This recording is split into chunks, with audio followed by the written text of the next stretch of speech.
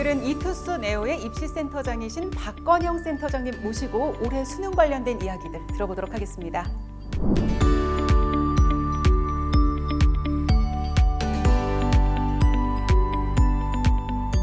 의학계열 쪽에 이제 일종의 광풍이라 그러나요? 이제 그런 게 일고 있는데 입시 현장에서 느낌은 어떻나요? 예, 진짜 말씀하신 것처럼 의대 광풍이라고 볼 수 있습니다. 그러니까 거의 신드롬에 가까울 정도로 모든 학생들이 다 의대를 지원한다고 할 정도입니다. 그러니까 명문대 공대를 붙고도 지방에 의대를 붙는다 그러면 지방 국립의대를 선택하는 그런 상황도 많이 발생하고 있는데요. 사실 요즘 그 의대가 의전원 시절에도 그 공대를 다니다가도 다시 의전원으로 입학하는 이유가 삶의 질의 문제랄지 또 이제 본인이 어떤 경제력이나 이런 것들 전문직에 대한 어떤 나름의 열망이 있었던 것 같습니다. 근데 이게 의전원이 좀 줄고 의대가 더 많이 늘어났고 또 그 이외에 약대도 또 들어오면서 학생들 입장에서는 전문직으로서 의사 생활을 선택한 학생이 상당히 많습니다. 그래서 이번 시험도 보면 지난 정시에서도 의대의 합격선은 떨어지지 않았고 계속 서울대 상위권 이상의 합격선을 유지했고요. 한의대도 점수가 떨어지지 않은 반면에 의외로 서울대 컴퓨터공학이면 요즘으로 따지면 IT에서 가장 최고의 학부거든요. 근데 합격선이 서울대 중하위권 학과로 떨어질 정도로 그게 이제 추합으로 이동돼서 그런 현상이긴 합니다만 그 말은 거기를 포기했단 말이거나 아니면 그 점수 학생들이 안 갔다는 얘기잖아요. 그런 부분을 봤을 때 의대의 현상은 지금 말씀드린 것처럼 신드롬에 가깝다 이렇게 볼 수 있겠습니다. 사람은 많다. 그러면 가고 싶은데 어떻게 해야 될까요? 한 말씀 해주시면요. 네, 지금 말씀하신 것처럼 이제 의대 쪽에 가는 길은 예전이면 이제 정시라는 모집 하나, 그러니까 수능 시험 한 번을 보고 그 성적으로 간다면 지금은 좀 길이 여러 갈래라고 말할 수 있겠습니다. 그러니까 수시라는 제도 속에서도 교과 전형, 종합 전형, 논술 전형이 있습니다. 그러니까 내신 성적이 좀 높다라고 하면 올해 신설된 지역균형 전형이라는 전형도 있고요.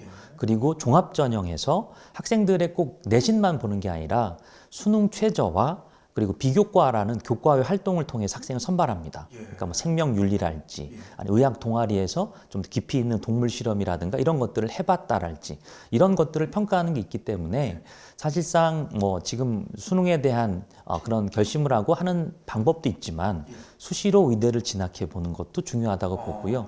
예, 논술도 울산대라든가 가톨릭대 의대는 논술 시험을 보고 있습니다. 그래서 인원은 좀 140명대로 많이 줄었지만 그래도 논술력도 사실 학교 공부라든가 수능 공부랑 별개의 것이 아니니까 그 공부를 하는 것이 어떨까. 그래서 사실은 우리 의대가 정시로 가는데 우리 메이저 의대 같은 경우는 상위 누적 보통 이제 100분이 한 99? 이 정도에서 뭐 거의 만점에 가까운 점수를 받아야 되기 때문에 만점을 어떻게 받는가라는 건 정말 학생들의 노력 여부가 있잖아요. 반면에 수시는 이제 학교 시험이랄지 이런 부분까지 있어서 그걸 반영해서 오히려 수능처럼 완벽한 성적은 아니어도 된다 이런 거라서 재학생들은 수시에 재수생들을 포함한 그리고 이제 본인이 정시에 맞는 학생들은 정시로 이렇게 나눠가는 게 필요할 것 같습니다.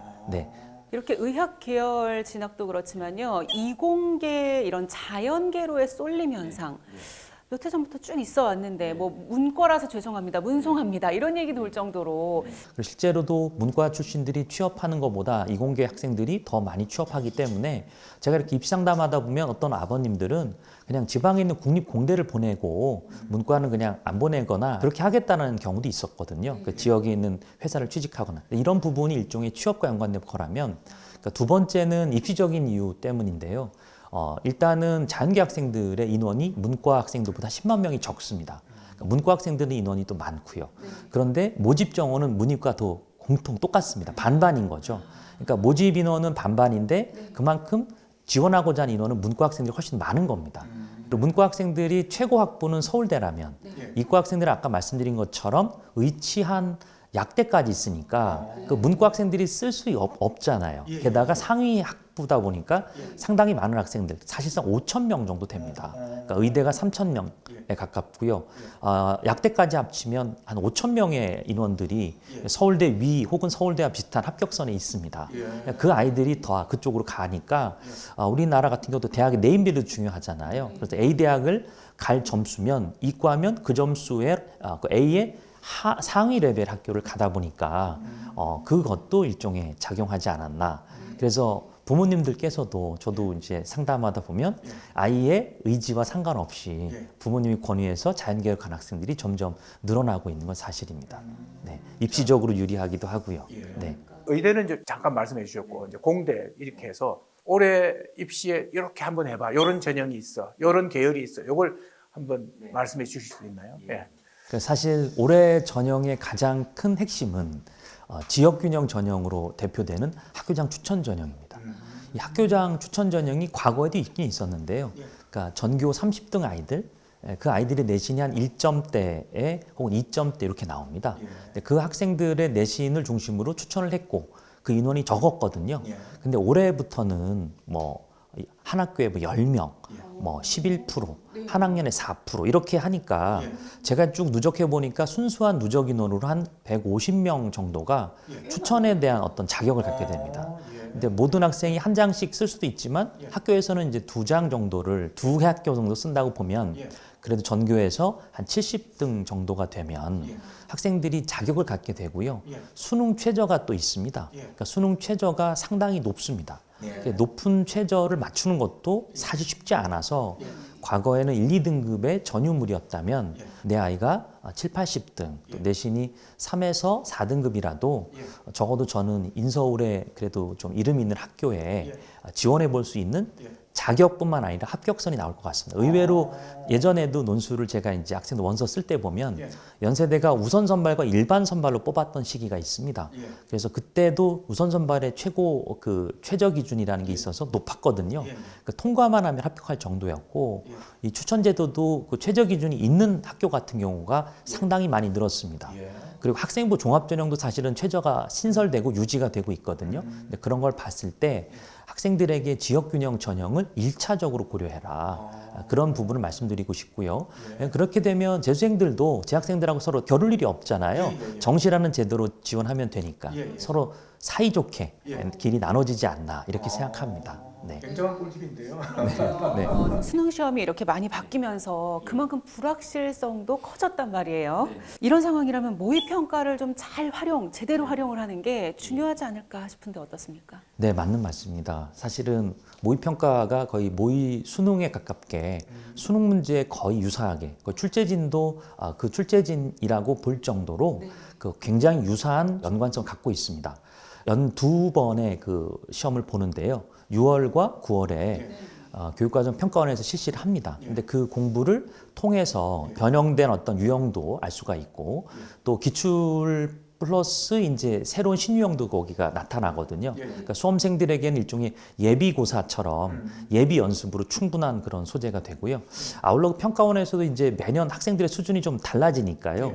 시험을 이렇게 출제해 봤는데 학생들의 어떤 문제의 정답률 이런 거 보면서 그해 수준을 파악하고 출제할 때도 그래도 적어도 변별력도 있지만 학생들 어느 정도는 또 원점수를 높여놔야 되잖아요.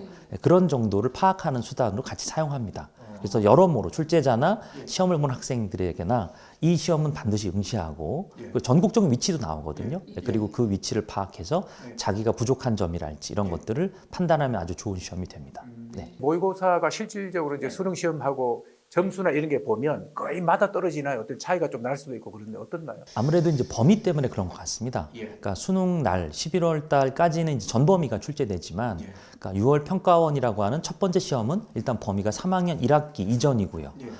9월 평가원은 역시 3학년 1학기까지 배운 거를 가지고 이제 출제하기 때문에 사실상 전 범위는 수능입니다. 그리고 또 하나가 수능은 재수생들도 같이 시험을 보지만 6월과 9월 평가원에는 재수생이 신청은 할 수 있지만 안 봐도 되는 거죠.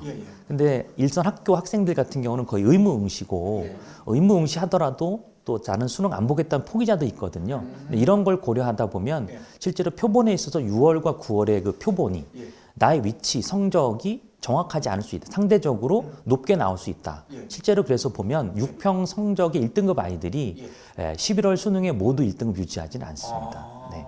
그게 재수생이 빠져서 그렇다는 이야기인가요? 네, 그런 면도 있습니다. 보통 6월 평가원에는 한 6만에서 7만 명의 재수생이 응시하고요. 예. 그리고 9월도 비슷한 인원이 조금 응시합니다. 예. 근데 이제 재수생들을 보면 매년 다르지만 12에서 13만 명이거든요. 예, 예. 그러니까 평가원 시험을 응시하지 않는 아이들도 있고, 그러고 그 학생들은 대체로 상위 그룹이 많습니다. 예. 그러니까 수능에 그 학생들이 들어와서 계속 6월, 9월 평가원 시험을 봤던 재학생들을 밀어내거나 또 재학생들이 극상위권으로 계속 1등급을 유지하겠지만 예. 그 2등급으로 떨어진 아이들, 예. 3등급으로 내려온 아이들이 좀 있는 게 현실입니다. 네.